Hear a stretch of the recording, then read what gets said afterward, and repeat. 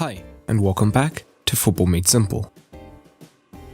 Thomas Tuchel and Diego Simeone locked horns once again in the Champions League, with a place in the quarter-finals to play for.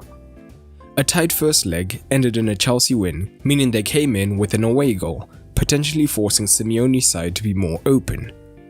In the end, the game ended 2-0 to Chelsea for a 3-0 aggregate win, thanks to goals by Ziyech and Emerson. The XG showed it was a well-deserved win, 1.98 to 0.61. But what tactics did these two top managers use? Let's take a closer look. Firstly, the formations, as Tuchel lined up with his now preferred back three, while Simeone had a 4-4-2 on paper. And a big thanks to OneFootball yet again for supporting the channel by sponsoring this video. If you want to get lineups like this, team and player stats, as well as breaking news like the upcoming Champions League draw, check out the OneFootball app for free by clicking the link in the description, which helps the channel a lot. Let's start with what Chelsea looked to do on the ball, before moving on to Atleti. Chelsea did have slightly more of the possession with 56%. Chelsea, particularly in the first half, would look to build up short, with Zuma and Rudiger either side of Mendy, whilst Azpilicueta pushed to right back. Once they started short, the front two of Suarez and Felix could be drawn higher in to press them, whilst Chelsea's pivots dropped deeper to provide options.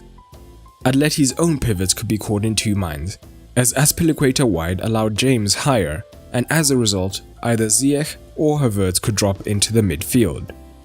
So we could see Atleti look to back up the press in deeper areas, potentially leaving a man free between the lines.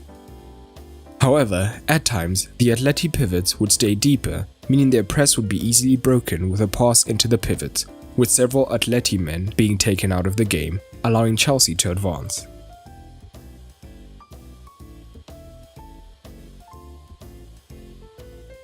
In open play, with Chelsea building with a 3, Atleti's shape was slightly different.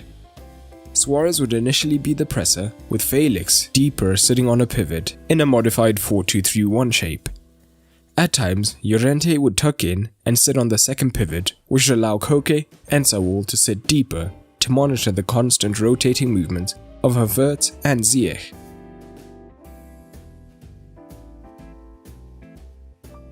Once the ball went wide to either centre-back, it wouldn't be Felix who joined the press, but one of the wide men to try and win the ball out wide.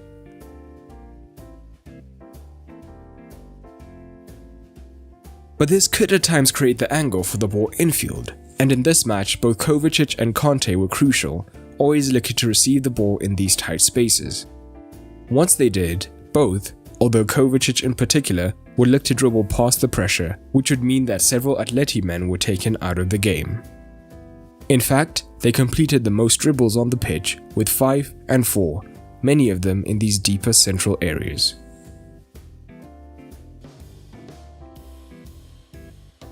But the right-hand side is where Chelsea did most of their damage, with 45% of their attacks coming here. This was facilitated by a right-hand side overload. Azpilicueta tended to move narrower into the midfield, whilst James pushed higher.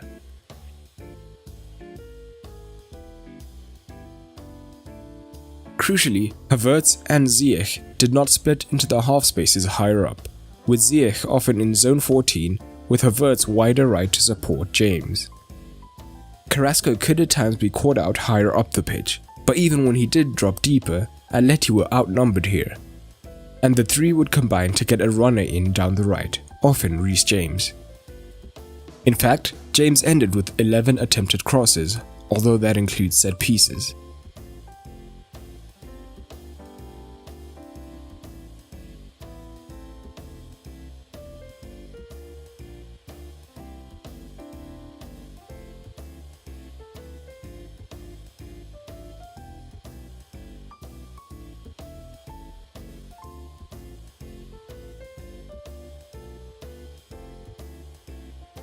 When Atleti were behind and had to be even more aggressive in their 4-4-2 press, Carrasco would be high on Azpilicueta and Lodi on James. This consistently left space behind the left back for Werner to attack.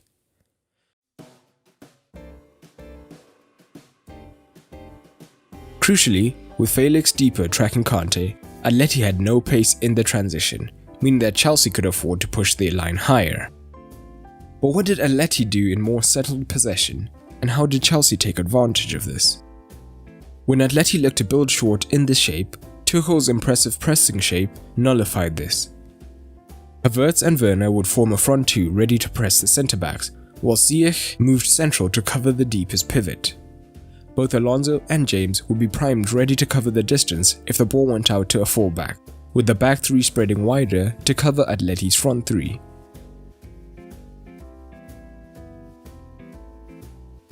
With no option, Atleti would often go long, but each of Chelsea's centre-backs had the beating of their man in the air.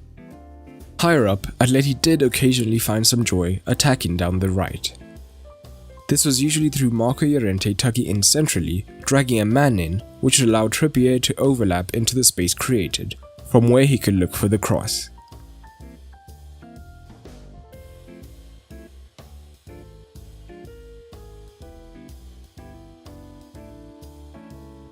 His 5 attempted crosses were a team high. However, Atleti, despite often having numbers in the box, couldn't take advantage. And Chelsea were dangerous in the transition. From early on, Werner operated through the centre, which often hasn't been the case under Tuchel. This is because without the defensive responsibility of playing on the left, which Havertz took care of, he could afford to stay higher. The aggregate score meant that Atleti were forced to push their line higher, so there was acres of space in behind for Werner to attack, which is what he excels at. This leads to Chelsea's first. Trippier is wide on the right looking for the cross. When it breaks, we see Havertz picking it up in a deeper position with Werner ahead of him. Atleti is light defensively with just the 2 centre-backs, and Werner attacks the space behind the right back. Lodi was also high, meaning that Ziyech can attack the box and get a free shot. Atleti did switch to a back 5 in the second half, looking to match Chelsea. However, with Saul now wide, they struggled to get any central progression. This led to Felix dropping deeper and deeper to get on the ball, and with him having to start attacks from deep, it made things more difficult for Atleti. Overall, Chelsea were dominant, with Atleti never posing any major threats. Tuchel's solid defense came out on top once again, while Simeone's lack of attacking initiative came back to bite them. There was a large talking point, however, where Azpilicueta's pullback could have been easily judged to be a penalty and a sending off, but Chelsea got the rub of the green. Tuchel will be hoping for a favourable draw that could see Chelsea advance even further. But what did you make of this match? How far could Chelsea go? Drop it down below.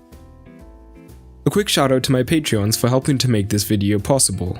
If you want to support, head on over to patreon.com/footballmadesimple and you'll get rewards like early access to videos and exclusive content. And a big thanks to Alavi Partner for the support on Patreon and helping to make this video possible. But that's all for today, and remember, keep it simple.